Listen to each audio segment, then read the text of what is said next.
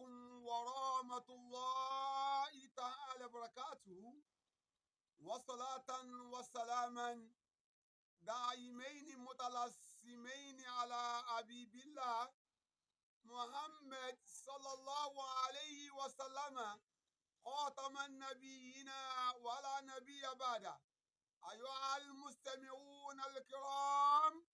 السلام عليكم ورحمة الله تعالى وبركاته. Àwọn sọ̀rọ̀ sọ́dọ̀ Ọlọ́run níbi lábúrò ẹni ẹ̀kọ́ ẹni òfò ẹni kàlákà. Àwa bẹ̀rẹ̀ pẹ̀lú orúkọ ọba Allah, ọba àjọkí ayé, ọba àsàkí ọ̀run,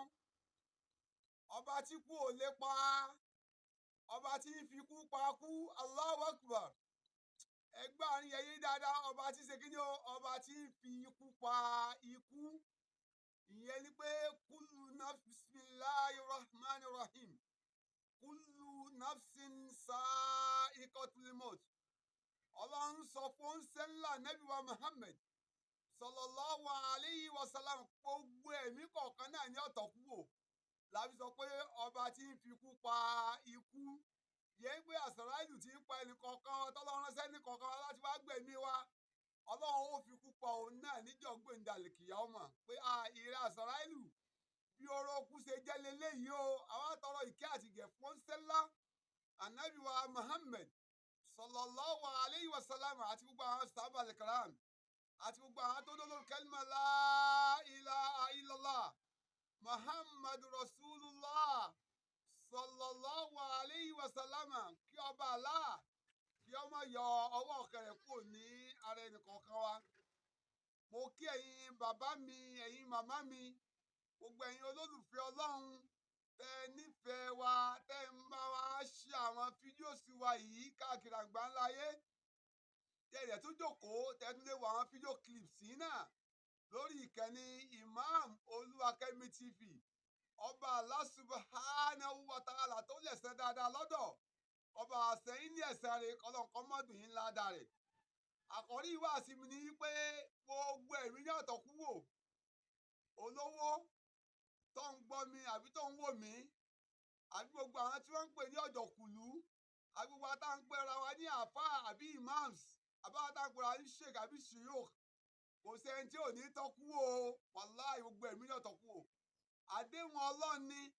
tọ́lọ́run sọ fún sẹ́lá Nábì wa Muhammad sallallahu alayhi wa sallam nínú al-Qur'an. Àyà yẹn náà la kọ́kọ́ fi bẹ̀rẹ̀ ọ̀rọ̀ wa pé bismillahir rahmanir rahim. Àwọn sọ̀rọ̀ sọ́dọ̀ Ọlọ́run níbi lábúrò ẹni ẹ̀kọ́ ẹni òfò ẹni kàlákà. Ọlọ́run ní ìrẹ́ ń sẹ́lá Nábì wa Muhammad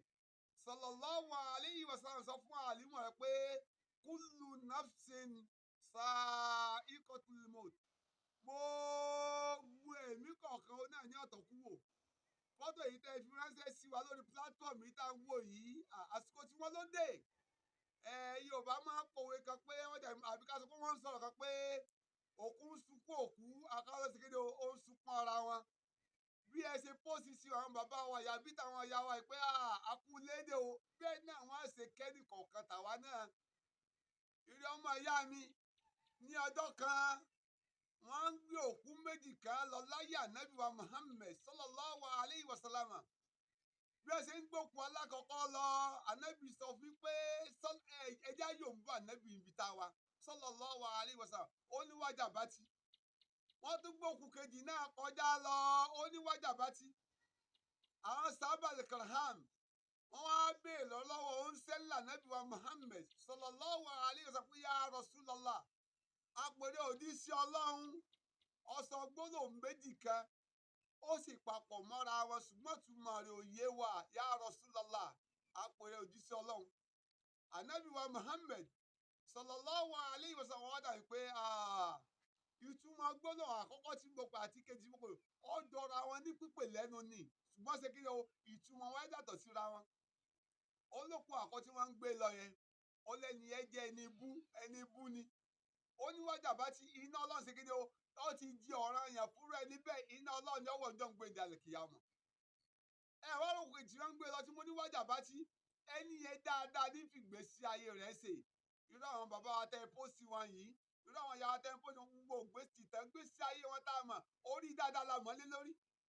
onírú àwọn ni bẹ́ẹ̀ tẹ́gbọ́n wọn ń gbòkú ẹnìkejì yẹn lọ dáadáa ní gbogbo gbèsè ayé rẹ̀ ṣe fọ́jà bá ti àjẹ́nà ọlọ́run ti dọ̀rọ̀ yẹn fúnra ẹni bẹ́ẹ̀ láti wọ̀ Ànábì wa Muhammad sallallahu alayhi wa sallam ó wá parí àdìs náà pé wa antum shuhada'ullahi fil ardi gbogbo ẹ̀yin wọ̀nyí òun náà lẹ́jẹ́ olùjẹ́rìí ọlọ́run lórílẹ̀ ìtẹ́ bá ti sọ lẹ́yìn òkú náà wọ́n á máa kọ́lẹ̀ fókù Ànábì wa Muhammad sallallahu alayhi wa sallam ó ní kódà kíyàn máa sọ̀rọ̀ òkú láì dá gbogbo ẹ̀yin bàbá wa ẹ̀yin màmá wa tẹ́ ẹ jẹ́ olólùfẹ́ ọlọ́run látara wa yìí náà ẹ máa jẹ́ ká máa kìlọ̀ àwọn èèyàn ń kìlọ̀ pé mọ́ sọ̀rọ̀ òkú láì dá mọ́ o kódà o dáadáa náà lẹ́jà máa sọ ń pa wọn èyí tá a bá sọ ń pa wọn jàmá òun náà ni wọ́n máa kọ́lẹ̀ fún wọn nù sáré wọn òun náà wọ́n kọ́lẹ̀ fún ọjọ́ gbèǹde àlìkìyàmà ẹ wá rí àfọ ọ̀jọ̀gbọ́n kan òun náà sọ́nà ọ̀rọ̀ rẹ̀ ó ní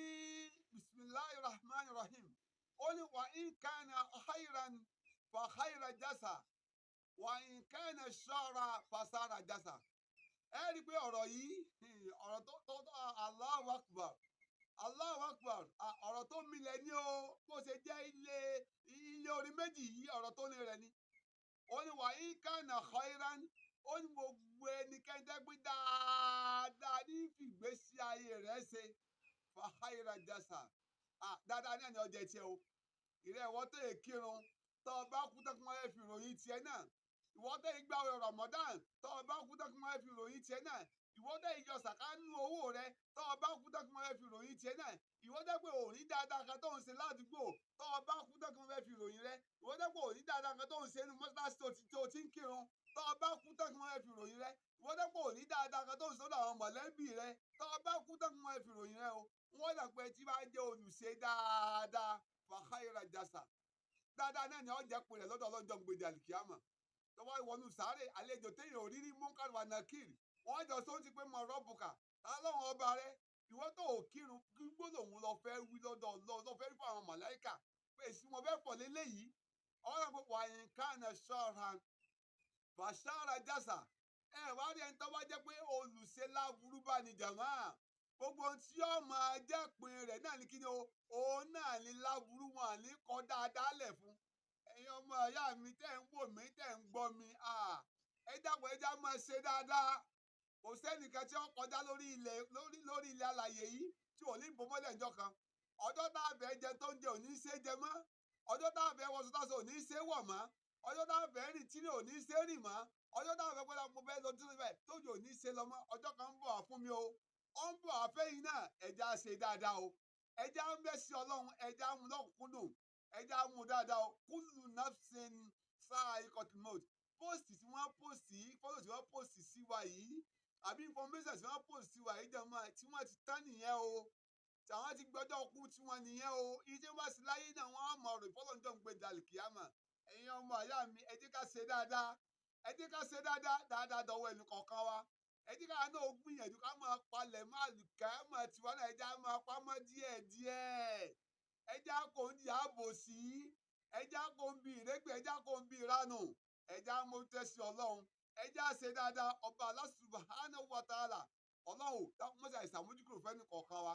insha Allah rahman àwọn bàbá wa tó kù yàbá àwọn ìyá wa tó kù iná táwọn wà wòran wọn yìí náà ọlọ́run ò dákun bá gbàgbọ́ wọn ọlọ́run ọba gẹ́gẹ́ bí àdúrà ń ṣe ńlá nàbí wa Muhammad sallallahu alayhi wa sallam yóò sọ pé Allahumma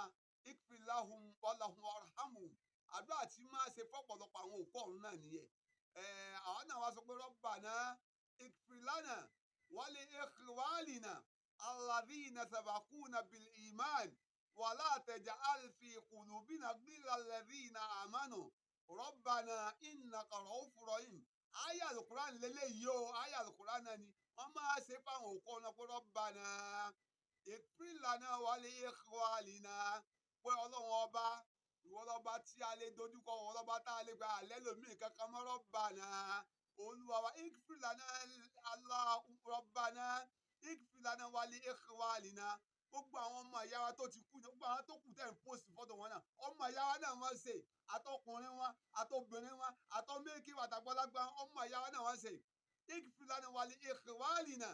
àwọn táwọn sọ yà àwọn ọmọ ìyá wa náà àwọn ọmọ ìyá wa ni wọ́n alladina sabaquna bil iman gbogbo àwọn tó ti kú ṣáájú náà tí wọ́n kú pẹ̀lú ìmánì Ọlọ́run tí wọ́n kú lórí kẹ́límà la ilaha illallah Ọlọ́run dákun bá forí jì àwọn náà aládùúgbò àgbọ̀rọ̀ bànà ìfìlànà wà ní ikhwanina alladina sabaquna bil iman wala taj'al fi qulubina ghillan lilladina amanu rabbana innaka ra'ufur rahim gbogbo tí ó mú nǹkan tí ó di ọkàn pa láì dá ọlọ́dàkùn bá kò ń bẹ ọlọ́run bá dákun ṣàmójú kúrò fún ọlọ́run bá jàmọ́ ajá náà máa ṣàdúrà yìí dá púpọ̀ fáwọn òkú ọ̀run wa ẹja máa ṣe púpọ̀ kẹ́ wá pa màálù àwọn àṣìjọ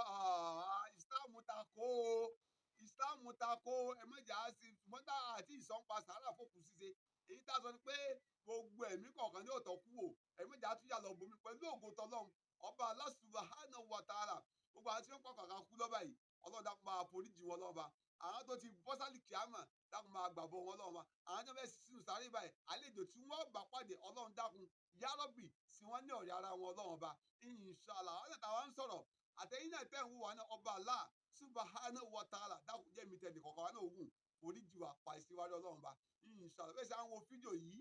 Imam Oluwakemi TV ẹ gbìyànjú láti share rẹ̀ sórí Facebook sí yín sórí àwọn nǹkan míì náà sórí Twitter ni o Instagram ni o TikTok ni àti ibòmíì náà ọba Allah subhanahu wa ta'ala kò ní dùn lẹ́sẹ̀ rẹ̀ inshallah rahman kẹ́hìndé subscribe sórí page náà Imam Oluwakemi TV ọlọ́wọ́ sẹ́yìn lẹ́sẹ̀ rẹ̀ wassalamu alaikum wa rahmatullahi ta'ala wa barakatuh.